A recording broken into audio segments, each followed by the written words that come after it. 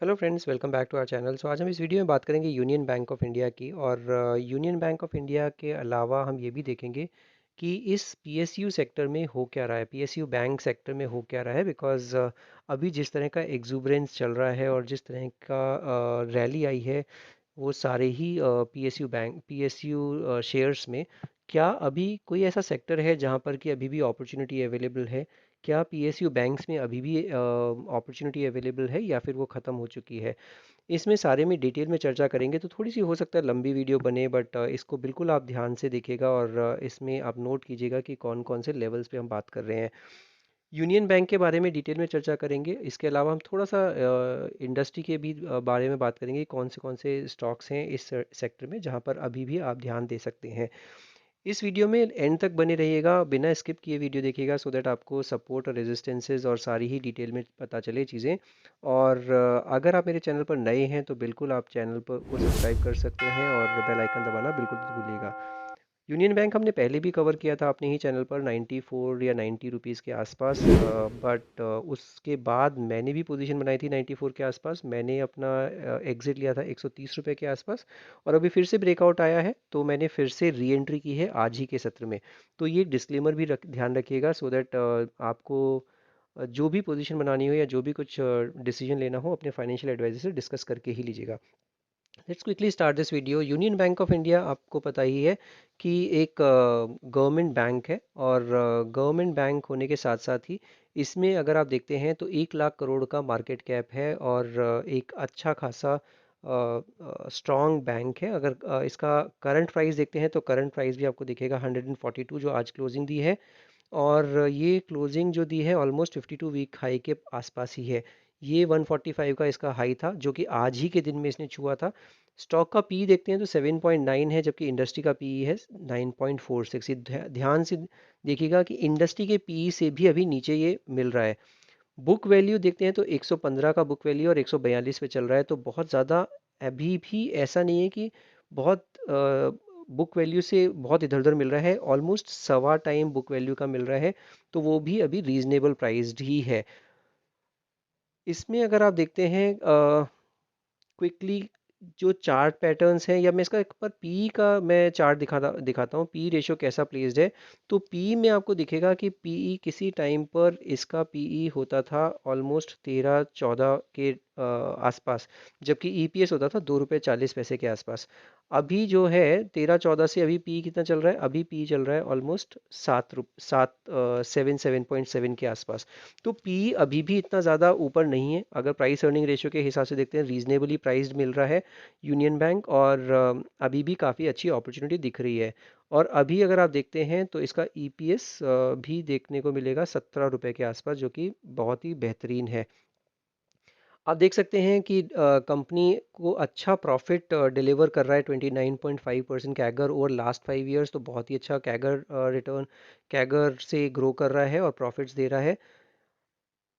Interest coverage ratio थोड़ा कम है, मैं एक बार वो भी दिखा देता हूँ। इंटरेस्ट कवरेज रेशियो अगर देखते हैं तो 1.33 है, जो कि बहुत अच्छा नहीं है। और ये इसमें एक ये रिस्क हो सकता है, बट हालांकि इसमें सारी चीज़ें ठीक हैं। तो 1.33 जो कवरेज रेशियो है वो थोड़ा सा देख सकते हैं कि इससे इतना घबराने की ज़रूरत नहीं है। मतलब अब एक बार पीयर कंपैरिजन कर लेते हैं, तो state bank of India, bank of Baroda, national bank, union bank, Canara bank, ये जितने भी दिग्गज बैंक हैं गवर्नमेंट और पीएसयू सेक्टर में, उसमें प्राइस अर्निंग रेशियो देखते हैं तो 8.26 है एसबीआई का, 6 और 6.53 है बैंक ऑफ बड़ौदा का।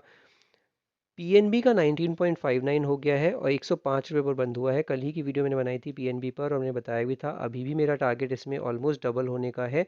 और ये दमखम रखता भी है, क्योंकि अगर सिर्फ आप पीई देखते हैं तो ज़रूर इसमें आपको काफ़ी बढ़ा हुआ दिख रहा है।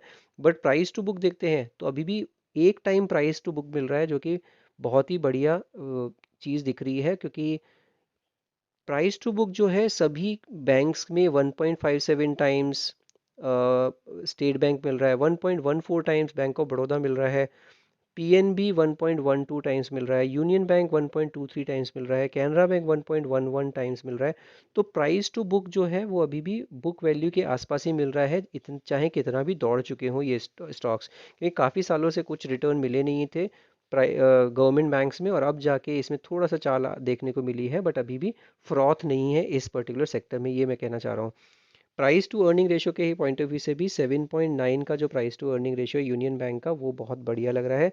बैंक ऑफ बड़ौदा पर भी मैंने एक वीडियो बनाया था और मेरे होल्डिंग में भी है, बैंक ऑफ बड़ौदा भी, पीएनबी भी और यूनियन बैंक मैंने आज ही के सत्र में लिया है। तो ये जो सारे ही स्टॉक्स हैं, मैं क्यों पैसा इधर डाइवर्ट कर रहा हूँ, जहाँ जहाँ पर भी मुझे प्रॉफिट दिख रहा था मैंने प्रॉफिट बुक किया। मैंने अपना पैसे को इस जगह पे लगा रहा हूँ जहाँ पर कि अभी भी वैल्यू दिख रही है। तो वैल्यू इज़ मोर इम्पॉर्टेंट। आपको दिख रहा होगा किस तरह का एग्जूबरेंस इरेडा में है, आपको आईआरएफसी में है, रेलवे स्टॉक्स में आपको दिख रहा होगा, बट अभी मुझे लगता है थोड़ा एग्जूबरेंस ज़्यादा है वहाँ पर, और अब जाके मुझे ऐसे सेक्टर्स देखने हैं या ऐसे स्टॉक्स देखने हैं जहाँ पर वैल्यू है अभी भी। तो यूनियन बैंक का आज रिजल्ट भी आया है और रिजल्ट भी दमदार आया है। अगर आप देखते हैं तो यूनियन बैंक का जो रेवेन्यू है कंसिस्टेंटली क्वार्टर ऑन क्वार्टर बढ़ रहा है और आज 25,500 करोड़ पे पहुंच चुका है। तो ये एक बहुत अच्छी चीज़ है। अगर आप प्रॉफिट भी देखते हैं तो नेट प्रॉफिट भी 3625 करोड़ का नेट प्रॉफिट आया है, जो कि बहुत ही अच्छा है। और अगर आप इसमें क्विकली मैं एक चीज़ आपको दिखा देता हूँ जो कि इम्पॉर्टेंट है, जो मैं दिखाना चाहता हूँ आपको, वो है share holding pattern. Share holding pattern में आपको दिख रहा होगा कि 76.99% है प्रमोटर की होल्डिंग, जो कि अभी इसको और ऑलमोस्ट 2% और नीचे लानी पड़ेगी, क्योंकि 75% नॉर्म है, 75% ज़्यादा प्रमोटर रख नहीं सकता।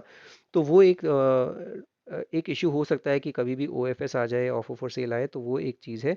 बट अगर आप एफआईआईज देखते हैं तो एफआईआईज इसमें कंसिस्टेंटली बाई कर रहा है लास्ट 3 क्वार्टर से। 1.46% था और 1.46 से बढ़ाकर अभी दिसंबर में इसने कितना कर लिया है, 3.97%। तो 4% की होल्डिंग हो गई है एफआईआई की यूनियन बैंक ऑफ इंडिया में, जो कि 1.5% थी, 1.5 से 4% हो गई है। डीआईआईएस की देखेंगे तो 12.25% की होल्डिंग है, जो कि बहुत ही ज़बरदस्त है। हालांकि आप देखते हैं, और मैं हर बार आपको बताता भी हूँ, कि पब्लिक होल्डिंग ज़रूर कम हो जाती है जब भी इस तरह का एग्जूबरेंस आता है और वो गलत टाइम पे निकल जाते हैं। मुझे एक ही चीज़ समझ में आती है, जब F I S D I S किसी भी स्टॉक में घुस रहे हैं तो हमें घुसना है, साथ में चलती ट्रेड में चढ़ना है और साथ में उतरना भी है।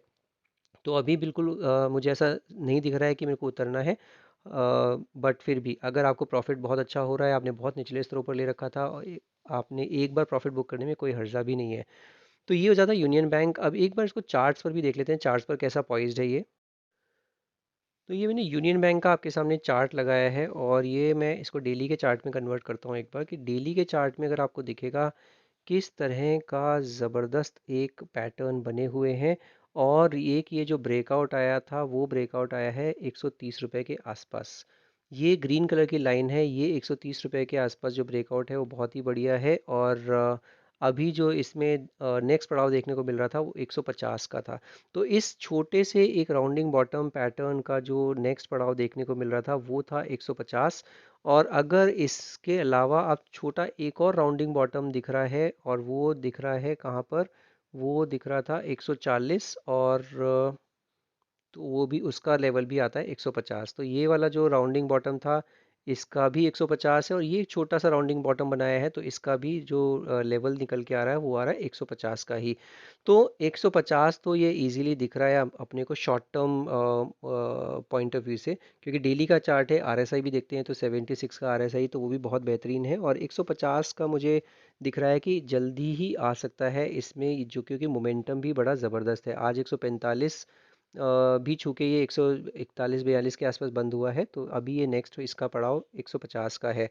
एक बार वीकली के चार्ट पर देख लेते हैं क्विकली, वीकली के चार्ट पर कैसा पॉइज है। तो वीकली के चार्ट पर भी काफ़ी अच्छा एक पैटर्न बना हुआ है, और इसमें भी 130 का एक स्टॉप लॉस लगा लीजिए और इसमें बिल्कुल बने रहिएगा।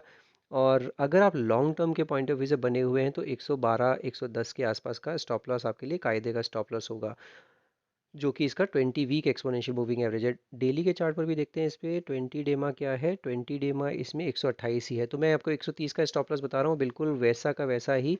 ये मूविंग एवरेजेस भी आपको वही कहानी बयां कर रहे हैं। तो वीकली के चार्ट पर 110 और डेली के चार्ट पर 130 का स्टॉप लॉस हो जाता है आपके लिए। तो ये काफ़ी अच्छे स्टॉप लॉसेज हैं, जो कि मुझे लगता नहीं जल्दबाजी में ट्रिगर होगा। एटलीस्ट 110 का लेवल तो ट्रिगर होने वाला नहीं है।